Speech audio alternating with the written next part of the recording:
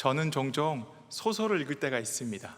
소설을 읽다 보면 저와 전혀 다른 상황 속에 있는 그 인물에게 감정을 이입하여 공감을 하며 읽을 때가 있습니다. 또 소설책을 읽다 보면 그 내용을 이해하기 위해서 주변 책들을 뒤적거리며 저의 협소한 상식이 넓어지는 것을 경험할 때가 있습니다.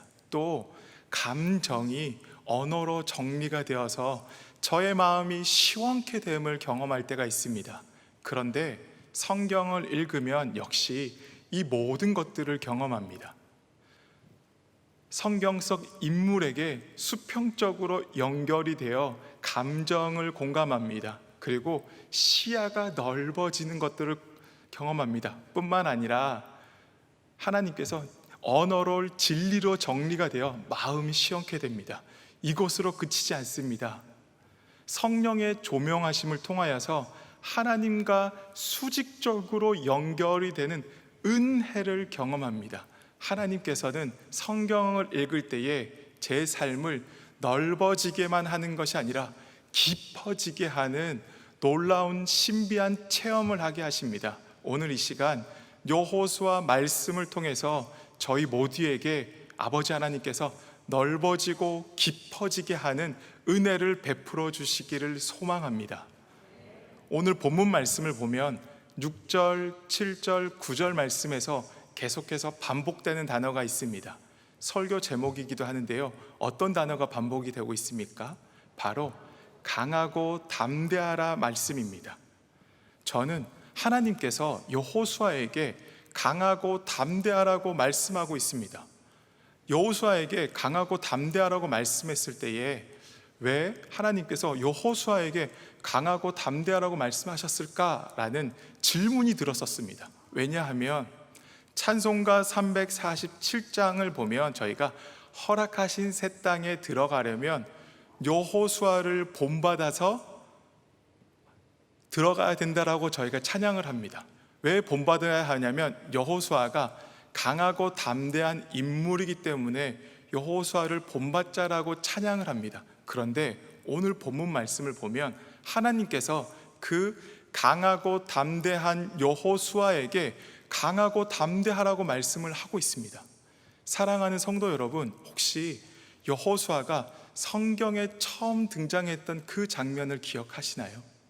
출애굽기 17장에 보면 여호수아가 처음 등장합니다. 출애굽기 17장 9절, 10절, 13절 말씀을 저희가 함께 봉독하도록 하겠습니다. 17장 9절입니다. 모세가 여호수아에게 이르되 우리를 위하여 사람들을 택하여 나가서 아말렉과 싸우라. 10절입니다. 여호수아가 모세의 말대로 행하여 13절입니다. 여호수아가 칼날로 아말렉과 그 백성을 쳐서 무찌르니라. 여호수아가 성경에 처음 등장할 때 성경은 여호수아의 가문, 초년의 역사, 그의 경건에 대해서 언급하지 않습니다. 당시 상황은 이렇습니다. 이스라엘 백성들이 애굽에서 나온 지 2달 정도 되었을 때입니다. 그런데 그들 앞에 잘 훈련된 군사를 가진 아말렉 민족이 있습니다. 불과 2달 전까지만 해도 이스라엘 민족은 노예였습니다. 그런데 잘 훈련된 군사를 가진 아말렉 민족과 지금 전투를, 싸움을 해야 되는 상황입니다. 그 상황에서 모세가 여호수아를 불러서 이렇게 말하는 것입니다. 여호수아, 사람들을 취하여 아말렉과 싸우라. 그 말을 들은 여호수아가 모세의 명을 받들어 순종하여 사람들을 취하여 아말렉과 싸움을 나가는 것입니다. 그런데 싸움을 나가서 승리를 취하여 돌아오는 장면이 바로 오늘 그 장면입니다. 저희가 이 장면에서 알 수 있는 것은 여호수아는 강하고 담대한 인물이며 전사이며 무사이고 이미 모세의 눈에 들었다는 사실을 알 수가 있습니다. 그리고 또 한 장면을 더 보겠습니다. 출애굽기 24장 13절, 15절, 18절인데요 저희가 함께 봉독하도록 하겠습니다. 출애굽기 24장 13절 말씀입니다. 같이 읽겠습니다. 모세가 그의 부하 여호수아와 함께 일어나 모세가 하나님의 산으로 올라가며 15절입니다. 모세가 산에 오르매 구름이 산을 가리며 18절입니다. 모세는 구름 속으로 들어가서 산 위에 올랐으며 모세가 40일 40야를 산에 있으니라.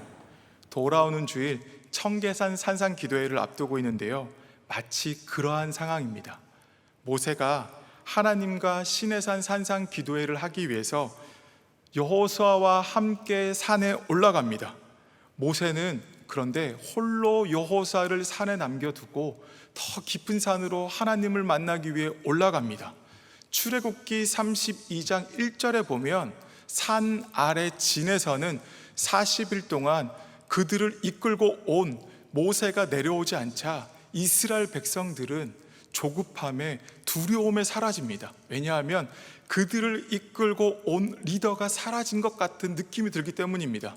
뿐만 아니라 아론 역시 이스라엘 백성들의 조급함과 같은 전이 되어 버립니다. 그래서 백성들과 똑같은 불경건과 불신앙의 선택을 하고 맙니다. 그런데 여호수아는 홀로 산에서 40일 40야를 두려움과 맞서 싸우며 모세가 돌아올 때까지 인내하며 기다립니다. 그런 여호수아를 향해서 민수기 32장 12절 하반절에서 여호와 하나님께서는 여호수아를 향해 이렇게 말씀하십니다. 무엇이라 말씀하시는가 하면, 눈의 아들 여호수아는 여호와를 온전히 따랐느니라 하시고, 온전히 따랐느니라, 이 말씀은 여호수아가 죄 없는 삶을 살았다는 말이 아닙니다. 여호수아의 삶이 불신앙이 가득하고 배도가 판을 치던 그 시기에 두려움을 모르고 하나님의 영광만을 목표로 삼고 하나님께 충성하였다는 것입니다. 여호수아는 강하고 담대한 인물이었습니다. 두려움을 모르고 하나님께만 충성하던 자였습니다. 그 여호수아가 여수룬에서 모세의 뒤를 이어 이스라엘의 통치자가 되었습니다. 강하고 담대한 인물이며 두려움을 모르고 담력을 가진 여호수아에게 하나님께서 오늘 본문에서 강하고 담대하라고 말씀하신 겁니다. 왜 하나님께서는 그것도 반복해서 강조하시면서 여호수아에게 강하고 담대하라고 말씀하셨을까요? 하나님의 축복이 함께 하고 있다는 것을 알고 있습니다. 아버지 하나님의 약속이 나를 통해서 실현될 것을 알기 때문에 내가 그 약속을 실천만 하면 된다는 것도 알고 있습니다. 그런데 아무리 강하고 담대한 여호수아라 할지라도, 두려움을 모르고 거룩하고 충성스러운 여호수아라 할지라도 두렵고 놀라 발이 땅에 붙고 몸이 얼어붙어서 발이 땅에서 떨어지지 않고 몸이 얼어붙어서 아무것도 할 수 없는 상황이 올 수 있다는 것입니다. 사랑하는 성도 여러분, 강하고 담대하라, 이 말씀은 여호수아만을 위한 말씀이 아닙니다. 에베소서 말씀을 통해서 우리 역시 그리스도 예수 안에서 하늘에 속한 모든 신령한 복을 받았으며 그리스도 예수 안에서 기업의 풍성함이 이미 주어진 것을 알고 있습니다. 그런데 팬데믹 시대에 무언가로 인한 불안, 초조함, 떨림을 느끼며 살아갑니다. 왠지 안 좋은 일이 일어날 것 같다는 왠지 모를 느낌을 가질 때가 있습니다. 그래서 한 발짝 떼면 된다는 것을 아는데, 용기를 내면 된다는 것을 아는데 몸이 얼어붙고 말 때가 있다는 것입니다. 심리학 바우마이스 교수는 의지의 제박의 책에서 이렇게 말했습니다. 의지를 불태우고 있다 하더라도 인간의 의지만큼 믿을 수 없는 게 없으니 믿지 말라고 말했습니다. 그리고 종교개혁자 존 칼빈도 기독교 강요에서 이렇게 말했습니다. 인간은 자신의 육신적 의지로는 자신을 자유하게 하지 못한다고 말했습니다. 그렇기 때문에 담대하지 못하다고 해서 자책하지 마십시오. 자신이 강한 의지력을 갖지 못하고 있다고 해서 좌절하지 마십시오. 그러면 이제 본문 말씀을 통해서 아버지 하나님께서 왜 여호수아에게 강하고 담대하라고 반복해서 말씀하셨었는지 그 이유들을 살펴보도록 하겠습니다. 첫 번째는 소중한 것을 상실했기 때문입니다. 1절에 모세가 죽은 후에, 2절에 모세가 죽었으니 라고 기록되어져 있습니다. 출애굽을 하며 광야 기간 모세는 여호와 하나님을 바라보았습니다. 그런데 이스라엘 백성들은 모세를 바라보았습니다. 모세의 입에서 나오는 것이 곧 법이었고, 모세의 입을 통해서 여호와 하나님의 말씀을 들었습니다. 모세를 통해서 홍해가 갈라지는 것을 보았고, 모세를 통해서 만나가 떨어지는 소식을 들었습니다. 그리고 모세를 통해서 물을 얻었다는 것입니다. 그런데 지금 가나안 땅을 들어가야지 됩니다. 가나안 땅의 7 족속과 맞서 싸워야 됩니다. 그런데 가장 필요한 그 순간에 모세를 상실했습니다. 여호수아에게 있어서는 모세는 더 특별한 존재였습니다. 왜냐하면 여호수아가 전투하러 나갔을 때에 산에서 2 손을 들고 기도하고 있는 모세를 바라보며 여호수아는 전투를 했었습니다. 그리고 여호와 하나님과 대면하는 모세를 바라보며 여호수아는 신앙생활을 했습니다. 그리고 삶에서 분별이 되지 않고 판단이 되지 않고 헷갈리는 상황이 있으면 모세를 찾아서 상의를 했었습니다. 그런데 지금 가장 필요한 그 순간에 모세를 상실한 것입니다. 목회자로 소중한 사람들뿐 아니라 소중한 일을 상실했다고 말씀하시는 성도님들을 만나야 할 때가 있습니다. 좋아하고 의지하고 전부였던 것을 잃어버렸다고, 빼앗겨 버렸다고 표현하시면서 말씀하실 때가 있습니다. 육신적으로 보면 깊은 미스터리입니다. 지극히 아픈 섭리입니다. 그분들의 믿음에 대한 쓰라린 시련입니다. 상실로 인해 비어버린 그 자리를 무엇으로 어떻게 채워야 되는지 그 방법들을 물어보십니다. 이스라엘 백성과 여호수아에게도 지금 그러한 순간입니다. 바로 그 순간 여호와 하나님께서 이렇게 말씀하십니다. 2절 하반절에 봅니다. 곧 이스라엘 자손에게 주는 그 땅으로 가라. 하나님께서 신명기 34장 8절에 보면 모세가 죽었을 때에 이스라엘 백성과 여호수아가 그들이 충분히 슬퍼할 수 있도록 애도하는 30일의 기간을 기다려 주십니다. 그리고 오늘 본문 2절 하반절에 무엇이라고 말씀하셨지요? 곧 너희들에게 주는 그 땅으로 가라고 말씀하십니다. 그 땅이 어떤 땅입니까? 오늘 본문 말씀 3절입니다. 내가 모세에게 말한 바와 같이 너희 발바닥으로 밟는 곳은 모두 내가 너희에게 주었노니 라고 말씀하십니다. 3절을 보면 시제가 조금 이상하지요. 뭐가 이상합니까? 밟는 곳은 아직 안 밟았는데 하나님께서 이미 주었다라고 말씀하십니다.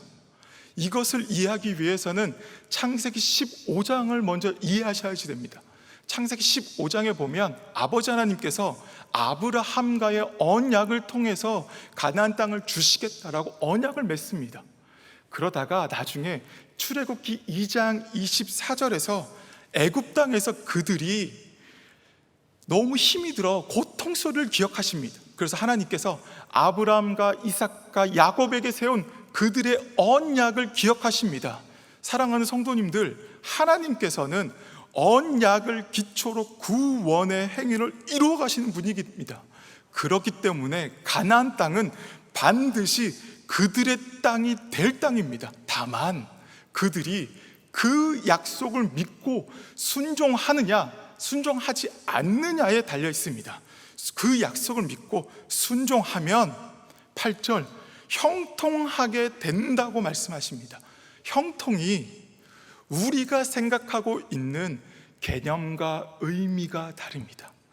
우리가 생각하고 있는 형통은 아버지 하나님께서 지금 다가와 주셔서 내가 상실한 것들을 채워주시는 위로를 해주셨으면 좋겠는데, 아버지 하나님께서는 언약을 성취해 주시는 것이 형통이라고 말씀하고 있습니다.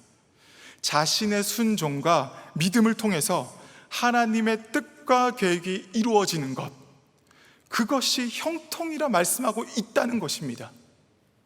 사랑하는 성도 여러분, 이 영적인 비밀을 깨달아야 합니다. 내가 원하는 상실의 체험과 아버지 하나님께서 말씀하시는 상실의 체험이 다릅니다. 하나님께서는 그의 자녀들이 상실의 생각에 발목이 잡혀 있는 것을 원하지 않으십니다. 잃어버린 그 자리를 그 어떤 것으로도 채워지는 것을 원치 않으십니다. 소중한 것을 상실했다 하더라도 예정된 완성을 향하여 순종의 전진을 멈추지 말라고 하십니다. 그래서 어떤 일이 있어도 우리가 있어야 할 자리는 순종의 자리라고 말씀합니다. 아버지 하나님께서는 순종을 통하여 약속된 기업을 받기를 원하십니다. 여호수아는 이 영적인 비밀을 깨달았습니다. 그래서 나중에 40년 동안 헤어지지 않았던 신발과 옷이 헤어지는 상실이 닥칩니다. 그리고 40년 동안 매일 아침마다 내렸던 만나가 그치는 상실을 닥칩니다. 그래도 여호수아는 순종의 전진을 멈추지 않습니다. 사랑하는 성도 여러분, 상실의 순간이 닥친다 하더라도 강하고 담대함으로 순종의 전진을 멈추지 않아 약속된 기업을 받는 형통함의 은혜를 누리시기를 소망합니다. 두 번째는 스스로가 초라하게 느껴질 때입니다. 1절에 하나님께서 모세의 수종자, 모세의 부하라고 표현하며 여호수아에게 모세를 대신하여 모세의 위치에 서서 백성을 이끌고 가라고 말씀하십니다. 여호수아는 모세의 옆에서 섬기고 돕는 자였습니다. 그 누구보다도 모세가 어떤 자였는지 잘 아는 자였습니다. 성경에 보면 모세에 대해서 이렇게 기록되어져 있습니다. 출애굽기 2장 2절입니다. 아들을 낳으니 그가 잘생긴 것을 보고 석 달 동안 그를 숨겼으나, 아들을 낳으니 그가 잘생겼다고 표현이 되어져 있습니다. 외모적으로만 칭찬이 된 것이 아니라 원어로 보면 토부라고 숨겨져 있는데요, 그 토부가 그의 인생에 하나님의 선하심을 나타낼 것이라고 뜻이 숨겨져 있습니다. 그리고 출애굽기 33장 11절입니다. 자기의 친구와 이야기함 같이 여호와께서는 모세와 대면하여 말씀하시며, 이사야 6장에 보면 천사도 경외함 가운데에 하나님 앞에 두려워 떠는데 모세는 친구와 같이 하나님과 대면하였습니다. 그 결과 출애굽기 34장 29절, 저희 모두 소망하는 것이죠. 얼굴이 해와 같이 빛나는 은혜를 누렸다라고 말합니다. 민수기 12장 3절 말씀에 보면 그 모세는 온유함이 지면의 모든 사람보다 더하는 은혜를 누렸습니다. 그리고 시편 34편, 신명기 34편 10절 말씀에 보면 그 후에는 이스라엘에 모세와 같은 선지자가 일어나지 못했다라고 말합니다. 그리고 시편 90편 표제에는 모세를 향해서 하나님의 사람 모세의 기도라는 표제가 적혀 있습니다. 그리고 오늘 본문 1편 여호수아 1편 1절에 보면 여호수아를 향해서 여호와의 종이라 적혀져 있습니다.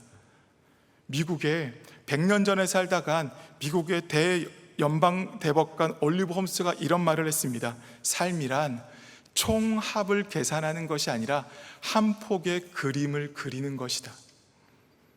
홈스의 지적처럼 삶을 살아남는 것이 목표가 아니라 하나님의 영원한 계획의 일부라는 것을 알고 살아가야지 되는데, 그것이 잘 되지가 않을 때가 참 많이 있습니다. 우리 모두 다른 사람에게 보여주기 위해서 살아가지 않는다라고 말하면서 이렇게 다짐을 할 때가 있습니다. 남보다 잘 살아야지. 타락한 본성을 가지고 있기 때문에 다른 사람에게 보여주지 않아야지 살면서 나도 모르게 비교하면서 모순된 다짐을 할 때가 있다는 겁니다. 남보다 잘 살아야지. 타락한 본성이 나도 모르게 다른 사람과 비교하면서 극단으로 치닫을 때가 있습니다. 이 극단으로 치닫을 때가 언제인가 하면 나도 모르게 나는 지금 이 나이까지 뭐 했었지? 라는 생각을 줄 때가 있더라고요. 그러다가 잘된 저 친구를 보면서 저 친구는 나이가 어떻게 됐었지? 그러면서 스스로를 초라하게 느낄 때가 참 있었습니다. 바로 그러한 순간이었습니다. 그렇게 모세와 비교하여 스스로가 초라하다고 느낄 때에 하나님께서는 여호수아에게 무엇이라고 말씀하고 있습니까? 여호수아 1장 5절입니다. 내 평생에 너를 능히 대적할 자가 없으리니 내가 모세와 함께 있었던 것 같이 너와 함께 있을 것임이라. 내가 너를 떠나지 아니하며 버리지 아니하리니. 바로 그때 여호와 하나님께서 여호수아가 생각할 수 없는 것을 생각하게 할 용기를 주십니다. 가나안 땅 7족 속의 성곽은 하늘에 닿을 만큼 큽니다. 그들의 병거는 철로 되어 있습니다. 그들의 싸워야 할 군사는 거인과 같이 크다고 합니다. 이스라엘 백성들이 가나안 땅에 들어가서 그들과 비교할 때에 자신들이 초라하게 느껴질 것입니다. 그때 이스라엘 백성들은 전능하신 하나님께서 그들과 함께 있으며 그들을 대적할 자가 없다는 것을, 하나님께서 그들을 떠나지 않고 버리지 않다는 것을 생각할 수 없을 것입니다. 그렇기 때문에 모세와 비교했을 때에 자신이 초라하게 느껴지는 그 순간에 하나님께서는 여호수아에게 먼저 너와 함께 있다는 신적 확신이 가득 부어주셨어야만 했는 것입니다. 그래서 여호와 하나님께서 여호수아에게 말씀하신 것입니다. 내 평생에 너를 능히 대적할 자가 없을 것이다. 너와 함께 있으며 내가 너를 떠나지 않고 너를 버리지 아니할 것이다. 사랑하는 성도 여러분, 이 말씀이 우리에게도 동일하게 역사합니다. 여호와 하나님께서 우리가 초라하게 느껴지는 그 순간에 우리가 생각할 수 없는 것들을 생각할 용기를 주십니다. 강하고 담대할 용기를 우리에게 부어주시는 겁니다. 성경은 기록된 이 말씀이 우리 모두를 위한 것이라고 말합니다. 보배롭고 지극히 큰 약속을 주셨습니다. 이 사실을 자주 상기하십시오. 내 자신이 스스로 초라하다고 느껴질 때에 은혜의 보좌 앞에 나아가 때를 따라 돕는 은혜를 구하십시오. 우리 안에 착한 일을 시작하신 이가 그리스도의 예수의 날까지 이루실 줄을 확신하십시오. 우리가 항상 주의 일에 힘쓰는 일을 다하면 우리의 수고가 예수 안에서 헛되지 않을 줄 확신하십시오. 우리를 버리지 아니하시며 떠나지 아니하실 것입니다. 우리 안에 생명을 더하는 믿음, 풍성하며 확고하며 흔들리지 아니하며 회복력을 더하는 믿음을 더 주실 것입니다.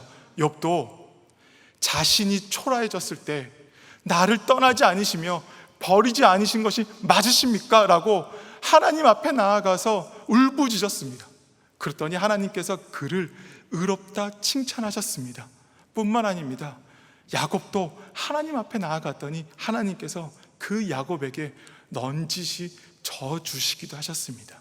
그리고 아간의 죄 때문에 아이성 전투에서 패배했을 때 여호수아가 오늘 이 본문 말씀을 붙잡고 이렇게 기도합니다. 여호수아 7장 9절입니다. 함께 읽겠습니다.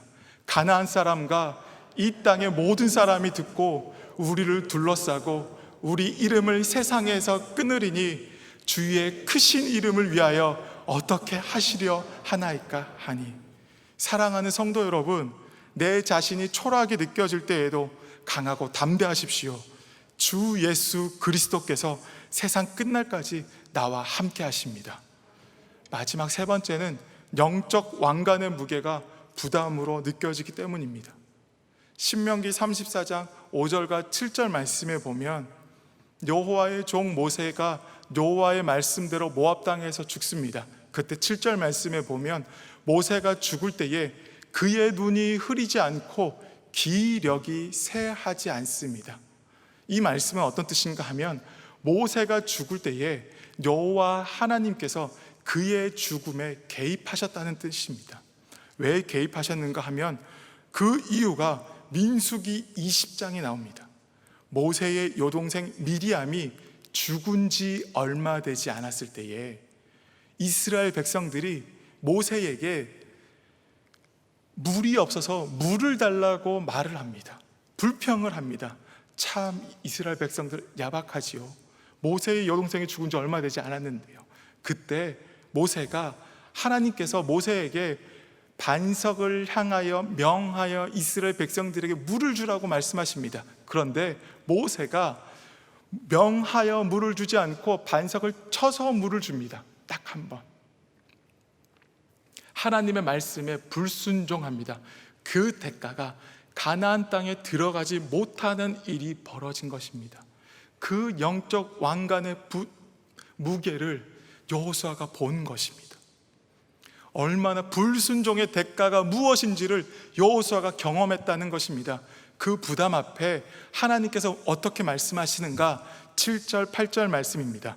오늘 본문 7절 8절 말씀을 저희 같이 읽겠습니다.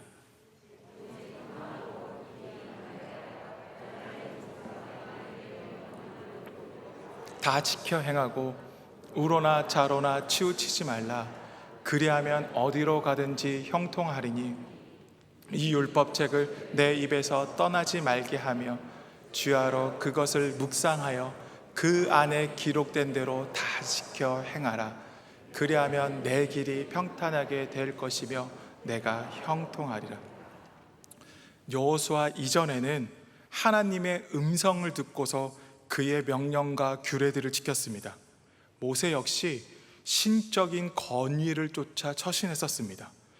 여호와 하나님의 음성을 듣고서 명령과 규례들을 받았었습니다.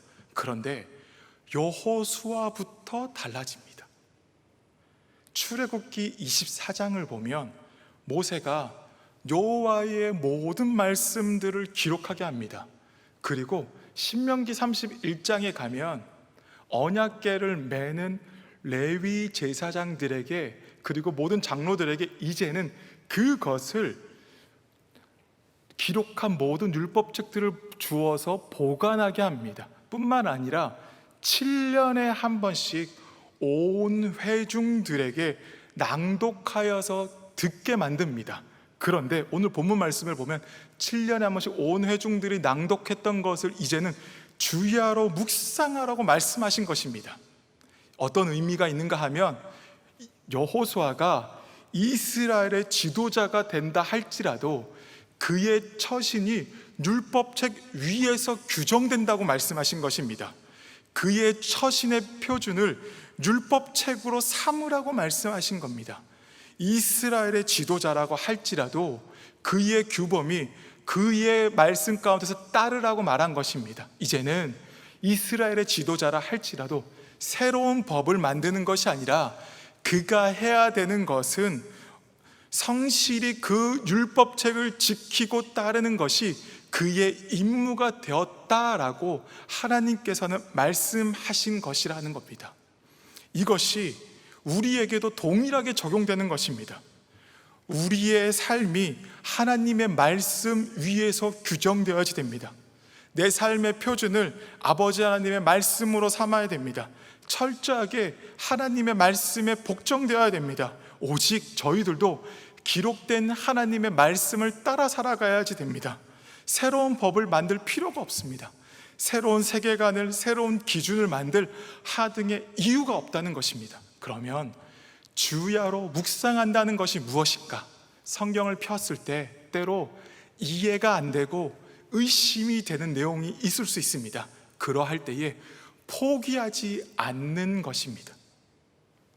신약 성경에 의심의 대명사를 나타내는 신자가 한 명 있습니다. 누구입니까? 바로 도마입니다. 요한복음에 보면 그 도마 앞에 부활하신 예수님께서 현현하여 나타나십니다. 그때 도마가 무엇이라고 고백하는지 아십니까? 나의 주님, 나의 하나님이라고 고백합니다. 요한복음 전체에서 예수님을 향해서 나의 하나님이라고 고백한 사람은 도마 한 사람밖에 없습니다. 묵상하여 성경을 끝까지 포기하지 않는 자에게 주는 은혜가 바로 그것이라고 말하는 것입니다. 사랑하는 성도님들, 영적 부담의 왕관이 그 무게가 부담으로 느껴진다 하더라도 강하고 담대하십시오. 아버지 하나님께서 주의 말씀을 통해서 그 길이 복된 길임은, 은혜의 길임을, 그 누리는 길임을 하나님께서 인도하여 주시고 누리게 하여 주실 것입니다. 이제 말씀을 맺겠습니다.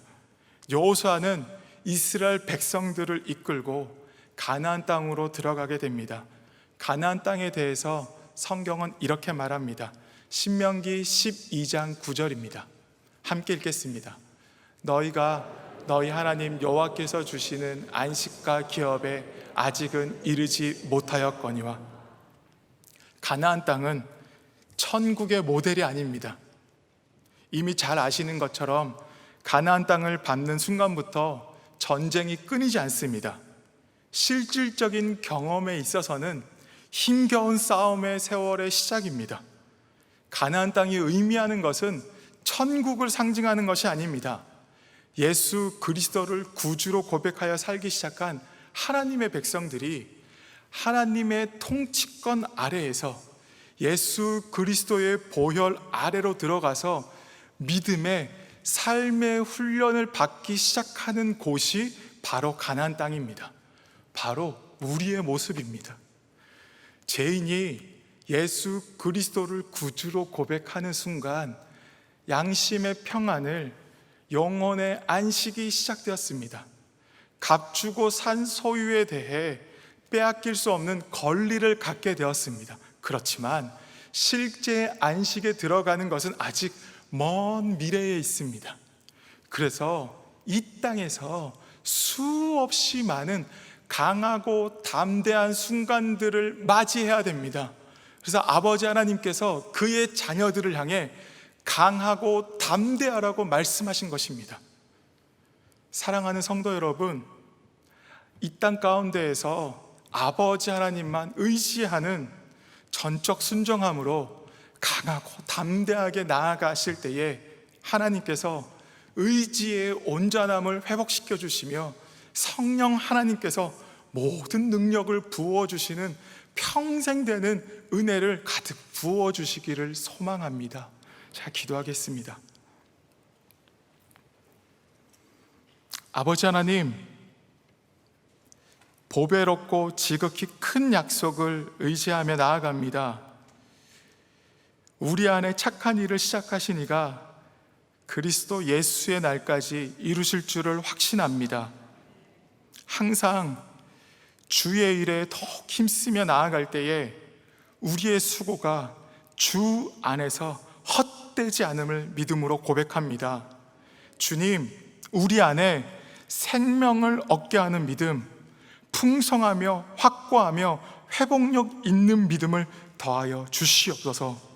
어떠한 상황 가운데에도 강하고 담대하게 나아갈 때에 슬픔이 기쁨이 되는 역전의 드라마와 같이 놀라운 기적이 매일의 삶 가운데 펼쳐지게 하옵시는 그 은혜를 펼쳐 주옵소서.